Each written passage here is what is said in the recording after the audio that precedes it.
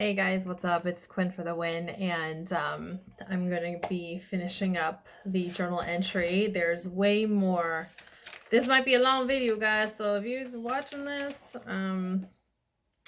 just know that if you're going to sit in and read this, make sure you're watching this when you have some time to really be here with me. So yeah, I read the first 2 pages. I said it was front and back, but actually it wasn't. It was literally just one page and then going into the next page. There's no back. So I really did read 2 pages. All right, so let's begin. And if you're just tuning in, watch the first one so you can follow along. And continuing on. So this is from 2004. This is 6 months being into the relationship with my 5-year relationship.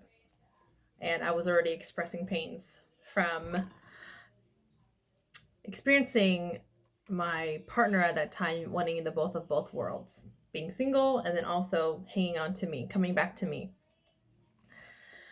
Okay. These are the reasons why some couples break up. It's because the guy or girls aren't ready for commitment. I want to be committed to you, but I can't when you aren't committed to me. I've been hurting for too long. Why do you get so angry when you know you shouldn't be? You make my life a living hell when you're mad. Wow, so much love there, right? I treat you like as if you didn't do anything. I treat you like you deserve the best, and I would never want you to be sad or feel down in any way. I don't understand how you could have the heart to treat me the way you do when you are angry. So let's pause here. Me today, if I could talk to the Quinn here, I would ask her, when he's mad at you, where do you believe that anger comes from? How can we look at this in a way where he's actually not directly being mad at you? What if this has to do with his past, his upbringing, his unhealed pains that he hasn't attended to? What has been going on in his life that he is so angry about, that he is easily mad? He gets easily mad and then makes you feel like shit. That's what I would ask my 2004 self. Let's see. Even when I talk you through it, you still never hear me. When people are unable to really hear you, when you don't feel heard and understood, maybe could it be a possibility that they actually don't have the space emotionally, spiritually, and mentally to actually be with you, be present with you, not just have you to aid a pain that they have, right? So this is one of the indicators that you know that this person who you don't feel heard from and understood from, that they don't have the space to actually be in a relationship with you. So you still don't hear me, through all this time. It's clear that you don't trust me. You don't believe me. You've already fooled around with other people, and still you think it's fair to yell at me or get angry with me when I'm only talking to other guys. You don't think I want to yell at you and to bitch at you about all the girls who leave you a comment on your MySpace? Wow, MySpace days. I don't, because I would feel dumb like an idiot because I'm not even with you. So clearly, I'm going through this time where we're on a break and you don't feel like you can trust me because of that thing that happened where I got molested by my best friend. So you're using that as an excuse for you to go on a break and live your single life and not commit to me, but also making sure that I'm still around. And obviously, right, the ladies that are commenting on his MySpace page, from what I'm remembering and as I'm reading this, yeah, they were very flirty. Very flirty. And in your gut that this is being invited into his life, and he's having his way. He's enjoying himself, getting the attention from the ladies. How can I be with you when you're not with me? That's how it was. Now it's like, we're not together, but stay here, and when I'm ready, I'll be back. I have a life too. There's so much to say, but does it all matter? I keep on telling myself that you'll realize that you've been doing wrong and that you'll change. I've changed for you. Why can't you change for me? I feel so alone. You don't even understand. You're the one I tell how I'm feeling. I let my feelings out for you, and now I can't even talk to you. So let's just take a pause here. Do you see how, because we have let them know how we're feeling, because we've let our feelings out for that person, we now feel even more attached to this person because we've shared a part of ourselves. And when that person doesn't honor it, they don't appreciate it, they're not understanding it, they're not holding it with love, we feel extremely hurt. And so myself today, talking to my old self, there's things that we need to do way before when we even get into a relationship. We need to be able to identify unhealthy behavior and knowing that that is not a safe zone.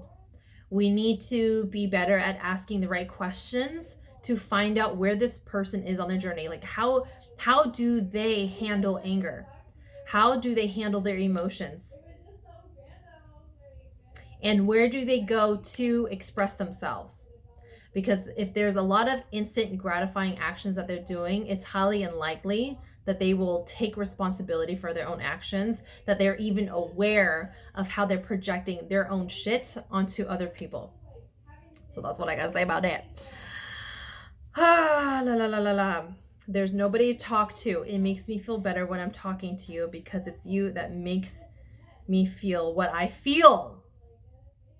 I have no words to say to that. I mean, you can obviously see the attachment is so deep, and I'm already reliant obviously on this person to make me feel validated and whole. You affect me that much. I can't say my feelings. I can't control my feelings anymore. When I gave my heart to you, I thought I could trust you with it. I don't get how you can love someone and then not wanting to be with them. That is not love, you guys. So when people say that they love you, what are their consistent actions showing you that they are safe, they have the room to love you, and that they care and they're considerate of your feelings? If that is not there, you guys, I will say it is not love. It is lust, and it's very temporary. And it's not real, it's not true, it's not authentic. I thought love would make couples stay together, but now I don't even know. Love is complicated. Wait, no, I actually think people make love to be complicated. Damn, Quynh, you speaking some truths. It is so, well, what is surprising me right now is that, like, I'm actually very aware of the bullshit. It's just my emotional pillars, my emotional area has already been filled up by this person that I was with. I see it as like a drug addiction, you know? All right. What I have for you will never die out. I've already realized that my love for you is real and never ending. So I fell in love with somebody, and because of the idea of love and me knowing that it requires commitment, I'm sticking to that. It's like a how would I say it? It's a great concept to be committed to the person that you love, right? But also, if I could talk to this Quynh, I would say, when will it be the breaking point that you need to break this commitment with that person? I can't imagine moving on. That would be too much for me. I don't want to deal with that. Notice the word want versus need. I don't want to deal with that. I'm already in too much pain. It seems to me that this is how it's going to be. Me over here waiting for you, and you doing what you want to do and have the people you want. I can't stand it. Lately, ever since I've gotten grounded, it was already hard on me, and now all of the problems I have with you. I thought you would realize that there wouldn't be any need to get mad, or just because something doesn't go your way doesn't mean for you to give up. I hate it when you say you don't care anymore. It's just cold and heartless. Oof. Why does this have to happen to me? Why can't you just be how you used to be? There I am holding on to the used to be. Was that you really being you? Highly not. Highly likely not. Who are you? Don't you want to be the one for me? You've always hurt me to the most. I cry and I cry. I hate crying. That's when it's over for me. That's when I'm lonely. And when I need you the most. Don't you understand me? I get you, but you don't get me. Ooh, man. What's really interesting too is that, like, I'm going to a healthy outlet. I would say what's missing here.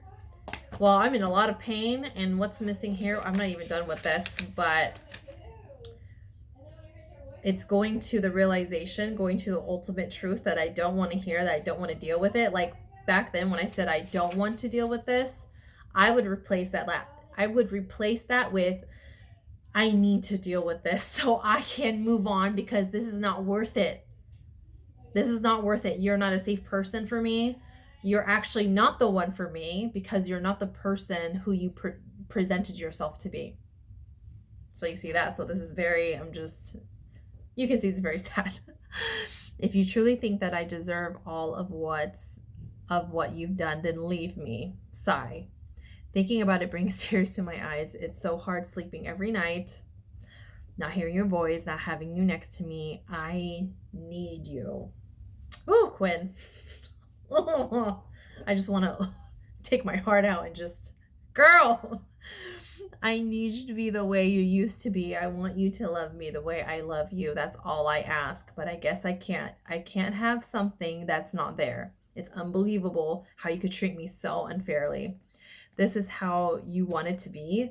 Is this how you really are? I can't find myself in you anymore. Blank, his name. I love you with all my heart. And I don't know why you forget that I was ready for you. Why aren't you ready for me? Does anybody relate with that? Is every guy like this? You were my angel, my miracle. I didn't think I would ever be with somebody like you. Oh my God. So a little backstory. When I'm reading that, the way that we met would look like fate. So this is why I don't believe love at first sight anymore. Okay? There's the attraction, maybe the connection that you feel right then and there. We need to go deeper than that. We need to actually find out where where this person is in their life. And you're my angel, my miracle. I have seen this person over on social media through Find-A-Pics. He messaged me on there. Yeah, this is way back. And then seeing him around with mutual friends on Friendster and then MySpace. So I would just add him because, he looked attractive. That was literally the only reason. And that oh wow, he's a Vietnamese, cool, I'm Vietnamese too, right? It's like all that surface stuff. And one day I go to San Jose to go to a plant store. It was like a Asian mall. And in walks in him. And we kept on looking at each other. And then I was like, is that the guy that I've been seeing around on social media? And he was also from Sac. So you can see the story sounds very like, oh my God, what are the chances you guys are both from Sacramento, but you happen to be in the same store in San Jose at the same time. So my wish for you is to not let serendipitous moments like that be the end all. So that's why I said you were my angel. You were my miracle. Oh my God, this sounds so... Oh, Quynh. All right.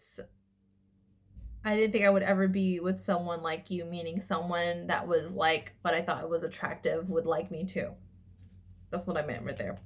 You fulfilled my life. Once you were in it, my life, you changed. No, wait, my life, you changed it for the good, but now it's bad. This is why we need to go deeper than the surface, you guys. We keep on doing this, and I keep on holding on and cry. When will it stop? If I was the only one being jealous or mad, you would simply say, we're not even together. You don't know what it's like. I never thought you would be the one to make me my happiest and saddest. If someone is making you the happiest, there's something wrong there.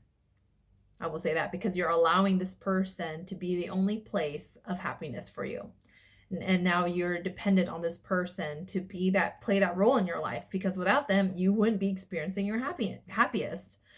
So yes, if you are not the person who's making you the happiest, you are going to rely on things and people. You're going to wait on them to freaking rock your world. And then when you experience them making you the saddest, that just shows that they did not have the space to be consistent in who they chose to be in your life when they showed up.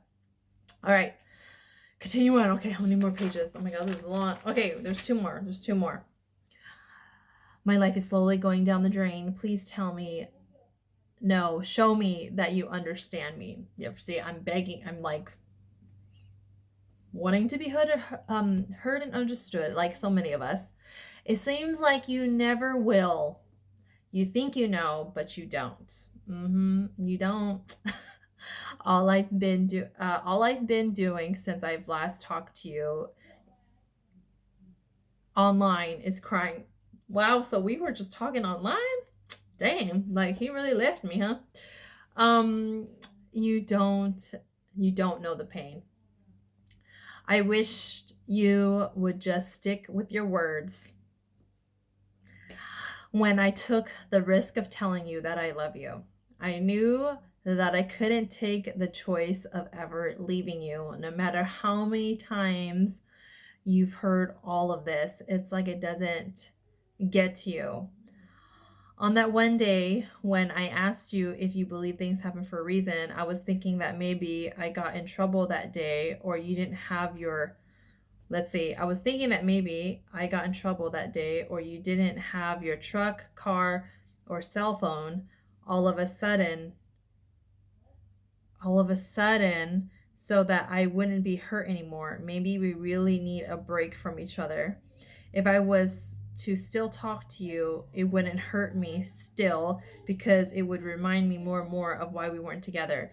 Every time when things were so good with us, the more it makes me sad, because it's like you don't want what I want. Hold on, I have to go back to this. I was thinking that maybe I got in trouble that day. I need to go back to that later. It's like you don't want what I want, or the fact that I can't have you. I've been waiting for too long, and that's why I'm getting impatient and mad on the inside. If you only knew.